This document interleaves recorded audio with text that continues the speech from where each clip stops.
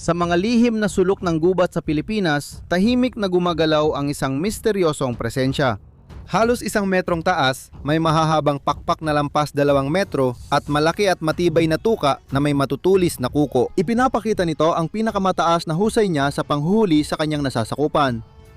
Nakatayo bilang sagisag ng pinakamatalinong disenyo ng kalikasan na may natitirang 250 pares na lang sa buong mundo, hindi lang ito ang pinakamalaki, kundi ito rin ang pinakabihira sa kanyang uri sa buong planeta. Ito ang agila ng Pilipinas, kilalang koronadong mamamatay matsing ng himpapawid.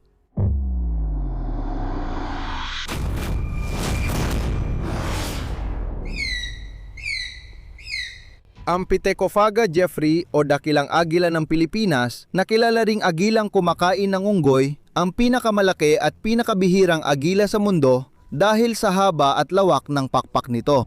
Kasapi ng Accipitridae, ang natatanging ibong ito ay makikita lang sa Pilipinas, isang kapuluan na may 7,000 isla.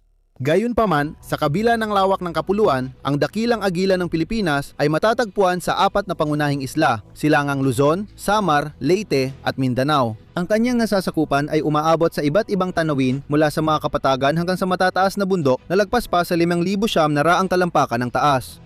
Gaya ng pangalan, pinaniniwala ang aagilang kumakain ng unggoy ay kumakain lang ng unggoy, lalo na ng Pilipinong long-tailed macaque at karaniwang long-tailed macaque na tanging likas na unggoy sa Pilipinas.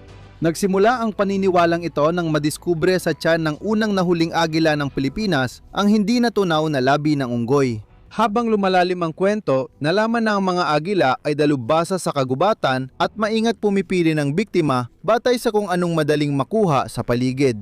At bilang walang kapantay na hari sa kanilang teritoryo, sila ang namamayani bilang mga pangunahing mandaragit, lalo na kapag walang ibang hayop na nangangahas na hamunin ang kanilang kapangyarihan. Sa Kindat at Tuka, nakilala silang kumain ng anumang tumawid sa teritoryo nila basta pasok sa bigat at laki. Ang masusing pagsusuri sa mga gawi ng agila sa paggawa ng pugad ay nagpapakita ng malawak na uri ng mga biktima mula sa pagkain ng maliliit na paniki hanggang sa pagsugod sa mabibigat na usaan ng Pilipinas na umaabot ng hanggang 30 libra. Sa saklaw ng bigat na ito, karaniwang pangunahing biktima ang Philippine Flying Lemur na bumubuo ng hanggang 70% ng pagkain ng raptor sa ilang lugar. Nag-iiba ang dinamika habang lumilipat tayo sa ibang isla, lalo na sa Luzon at Mindanao dahil sa magkakaibang rehiyong panghayupan. Sa Mindanao, nangihibabaw ang mga flying lemur bilang paboritong biktima, samantalang sa Luzon, dahil wala sila ron, ang mga agila ay tumutugis ng mga unggoy na macaque, mga reptilya at malalaking higanteng cloud rat na doble ang bigat kumpara sa mga lemur. Sa iba't ibang rehiyon, ang menu ng agila ay umaabot sa mga civet, flying squirrel, tree squirrel, flying fox, daga, kwago, lawin, hornbill, ahas, bayawak, mga manok, batang baboy, maliliit na aso at usa. Sa paghanap ng pagkain, ang agilang Pilipino ay gumagamit ng iba't ibang kahangahangang paraan ng pangangaso. Halimbawa, ginagamit ang paraan ng still hunting para sa mga karaniwang biktima kung saan matyagang inobserbahan ng agila ang kilos ng biktima habang halos hindi gumagalaw sa isang sanga malapit sa tuktok ng mga puno. Samantala, ang paghuli ng mga nocturnal na hayop gaya ng flying lemur na gumagamit ng pagbabalat kayo sa araw ay nangangailangan ng perch hunting. Kasama rito ang paglipad mula sa isang sanga patungo sa iba pa, paminsan-minsan, unti-unting bumababa mula sa tuktok ng mga puno. Sa mga pagkakataong hindi nagtagumpay ang panghuhuli, maaaring lumipad o umikot pabalik sa tuktok ng puno ang mga agila para subukan muli. Katulad nito, kapag ang target ay mga unggoy, lalo na ang mga grupo, gumagamit ang mga agila ng pagtutulungang pangangaso kung saan ang isang agila ay tumatambay malapit para ilihis ang atensyon ng mga primado habang ang isa pa ay palihim na sumasalakay mula sa likuran upang patayin ang biktima ng hindi napapansin. Dahil sa agresibong ugali ng katutubong macaque at sa laki nito na halos kasing laki o mas malaki pa kaysa sa agila, ang ganitong uri ng biktima ay nadudulot ng panganib kung saan maaaring magkaroon ng matinding laban na maaaring magdulot ng mga sugat o sa ilang pagkakataon maging sanhi ng pagbagsak ng agila. Tulad ng magkasangga ng mga agilang Pilipino na ito na maingat na nagbabalak para mahuli ang isang batang unggoy mula sa nagbabantay nitong ina, ang isang agila ay mahusay na lumilipad sa itaas ng mga punong kahoy, inihihiwalay ang atensyon ng adultong primado habang ang kanyang kasama ay palihim na lumalapit sa hindi naghihinalang biktima. Sinunggaban agad ng agila ang batang primado na mawala ang bantay na magulang at dinala ito sa kanilang pugad kung saan hinihintay ng mga inakay ang pagkain.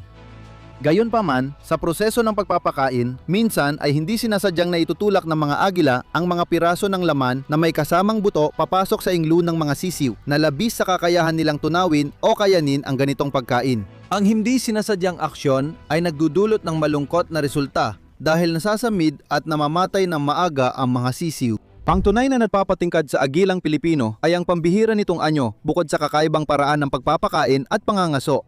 Ang maringal na ibon ay may korona na mahahabang kayumangging balahibo sa batok na bumubuo ng magulong tuktok na tila kiling ng leon at nagdadagdag sa hiwaga nito. Bukod dito, ang likod ng ibang monarko ay may malalim na kayumangging balabal habang ang ilalim at pakpak ay puti na nagpapalakas sa kanyang aura ng kapangyarihan. Ang agilang Pilipino ay may matitibay na dilaw na binti at matutulis na kuko na parang punyal na ginagamit bilang sandata sa panghuhuli. Ngunit ang tunay na kahanga-hanga dito ay ang kakaibang bughaw-abong mga mata, isang nakabibighaning katangian na lalong nagpapatingkad sa kanyang natatanging kagandahan. Ang laki rin nito ay patunay ng kanyang karangyaan. Malinaw ang ipinapakita ng mga numero rito dahil iniulat na ang haba ay mula 2.8 hanggang 3.4 na talampakan.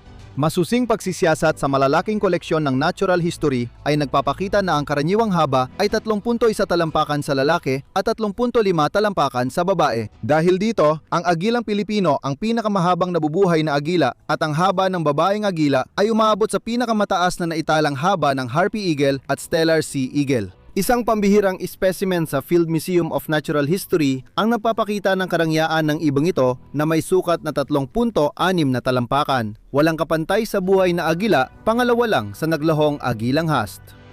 Sa pangkalahatan, pagdating sa mga agilang Pilipino, hindi pa tiyak ang antas ng pagkakaiba ng laki batay sa kasarian. Ngunit laganap ang paniniwala na ang mga lalaki ay karaniwang mga 10% na mas maliit kaysa sa mga babae. Kabaliktaran ito sa ibang malalaking agila na kadalasang may higit 20% na laki ang pagitan ng mga adultong lalaki at babae. Ang mga adultong agilang Pilipino ay may bigat na mula 10.4 hanggang 17.6 na libra may pakpak na umaabot mula 6 hanggang 7.3 na talampakan at haba ng pakpak na mula 22.6 hanggang 24.2 na pulgada.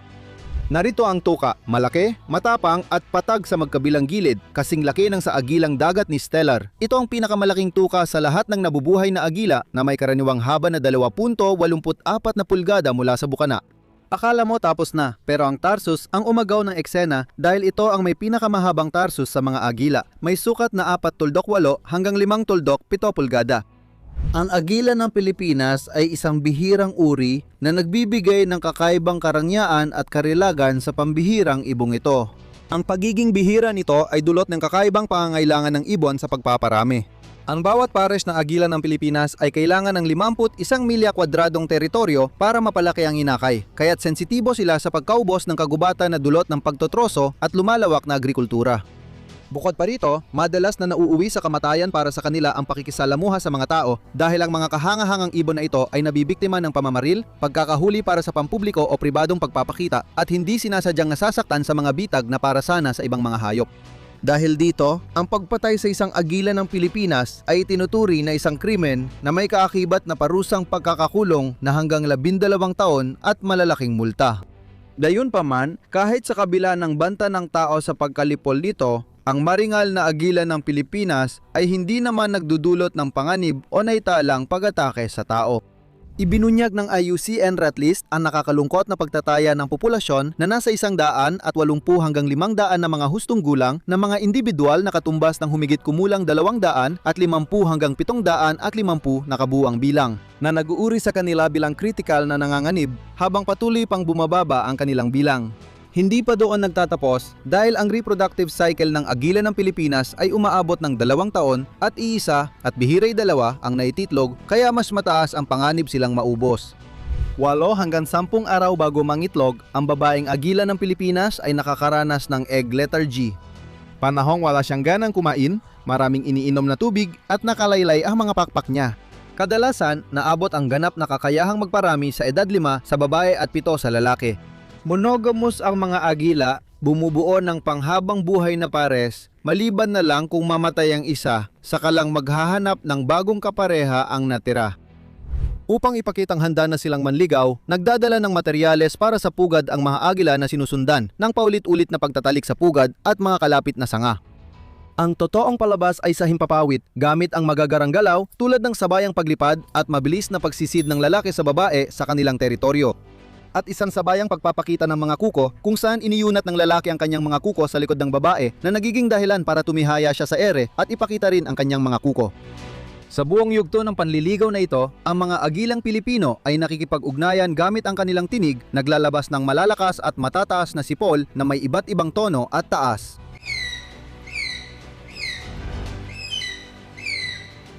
Karaniwan, ang pugad nila ay nasa napakataas ng bahagi ng isang matangkad na puno na may malapad na korona, parang malaking plataporma ng mga sanga. Parehong nagtutulungan ang magkapareha sa pagpapakain ng kanilang munting agila. Nagpapalitan sila sa pagbabantay at pinoprotektahan ang inakay mula sa masamang panahon hanggang 7 linggo. Ang batang agila ay lumilipad matapos ang 4-5 buwan at nagiging bihasang mga ngaso pagkalipas ng 300 araw mula pagkapisa. Normal lang ito sa pagiging magulang, walang espesyal. Salamat sa panonood, magkita tayo sa susunod.